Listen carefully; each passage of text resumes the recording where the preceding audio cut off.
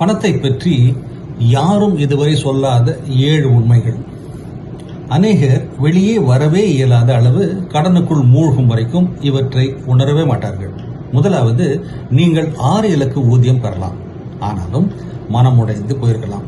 ஆண்டுக்கு 1 கோடி பொருளீட்டுகிறவரும் கைக்கும் வாய்க்குமான வாழ்க்கை வாழ்கிறார்களா? ஏன்? அவர்கள் எல்லாவற்றையும் செலவழித்து விடுகிறார்கள். செல்வம் வருமானத்தை பொறுத்தது அல்ல, அது நடத்தை சார்ந்தது. இரண்டாவது, கடன் அதிகமாக சந்தைப்படுத்தப்படும் ஒன்று.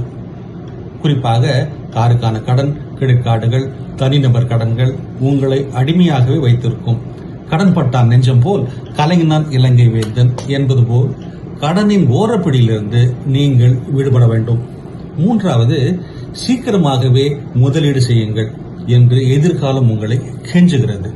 எவ்வளவு விரைவில் முதலீடு செய்கிறீர்களோ அந்த அளவு கூட்டு வட்டி கிடைக்கும்.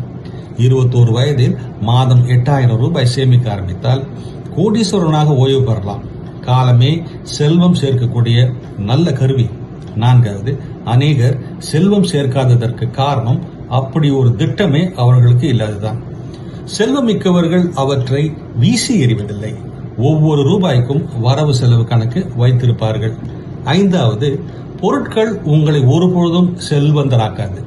புதிய கார், புதிய போன், புதிய பை என்று எவையும் உங்கள் மதிப்பை கூட்டாது. திருப்தியும் ஒழுக்கமுமே செல்வத்தை சேர்க்கும். 6வது, தாராள மனப்பான்மை, உதாரண குணம். உங்கள் திட்டத்தில் ஒரு பங்கு நீங்கள் பணத்தை நன்றாக நிர்வகித்தால் மற்ற எவரும் கொடுக்காத வண்ணம் நீங்கள் கொடுக்கலாம். அதுவே பொருளாதார சமாதானத்தை தரும். 7வது, கடைசியானது, நீங்கள் விடுதலை பெறும் வரைக்கும் உங்கள் நண்பர்கள் உங்களை ஒரு மாதிரியாக பார்ப்பார்கள். நீங்கள் பழைய காரை ஓட்டி செல்லும் பொழுது, விடுமுறைக்கு குடும்பத்துடன் வெளியூர் செல்லாதிருக்கும் பொழுது மக்கள் சிரிக்கலாம்.